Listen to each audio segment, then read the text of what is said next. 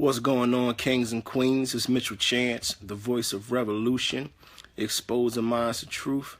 I want to talk about T.I.'s comments about divorce, him saying that he can be a better best friend to his wife than a husband, and how marriage and what it is a hindrance to his purpose and where he's going and how he's going to take his family's name higher. Now, I'm going to start off by saying I don't know if there's more to why he's getting a divorce. I don't know his life. All I know are the comments that he made. So I'm not talking about his life, his choice of divorce. I'm talking specifically about the comments that he made, and that's all I'm going to deal with. Now, speaking of T.I.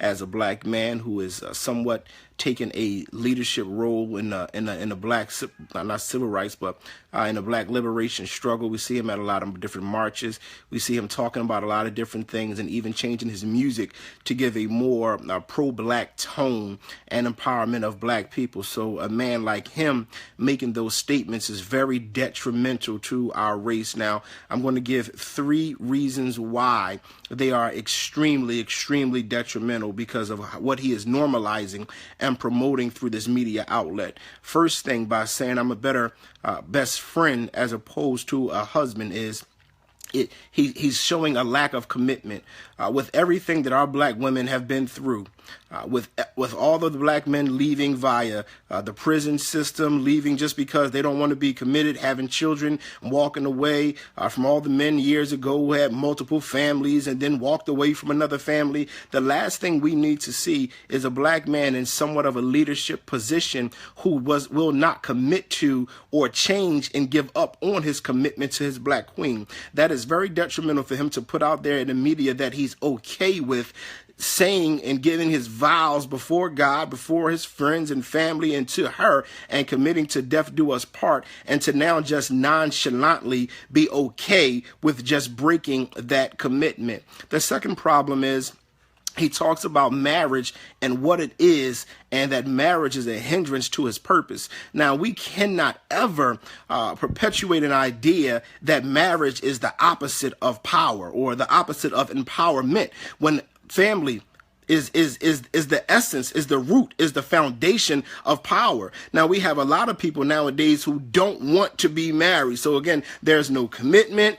Kids are growing up without the father in the home or without the mother in the home, whatever it is. And the family is where your power structure comes from. It's where your morals, your values, is where your structure and everything comes from. And we have had too much of our families destroyed. And that was one of the first things that happened to us during slavery through Jim Crow. And the reason why mass incarceration and the drugs and everything that's put into our neighborhood was to break up our families, because the family structure is what empowers a people. So his statements that are showing, or that's trying to normalize, that marriage hinders a man from his purpose is problematic. And we do not need a bunch of single leaders parading around, especially leaving a marriage to be a black leader as a single man. We need black men who are going to love their queen, love the queen that they committed to, and not act as if their woman is some kind of burden and keeping them from where they're trying to go. He continually talked about moving onward and upward. And I'm sorry, but all the black women that I'm close with, they are going to be there to help their black men go onward and upward. So to try to push that through the media is a very big problem, to try to say that his black woman was going to hinder him from going onward and upward. And last but not least, the biggest problem of them all is normalizing that it's okay to just leave a black woman alone. Normalizing that it's just okay to leave another black woman to be a single mom, to normalize that it's just okay to abandon another black queen. That is detrimental to everything about who we are. Using that media access, using his voice, now is getting shared all over the place, and there are going to be some gullible, immature adult males who have not grown into manhood, who now use that as an escape to say, well, T.I. did it, so it must be okay with it, because if T.I. is a black leader, then I should be following the likes of this black man. So that's why that interview was so detrimental, those comments. Again, I don't know the inner workings of his marriage. It could have been a whole lot of other problems that make him want to divorce her. But from his comments alone, to normalize that it's okay with abandoning a black woman is a huge issue. So black men, Don't follow that. Please do not follow that.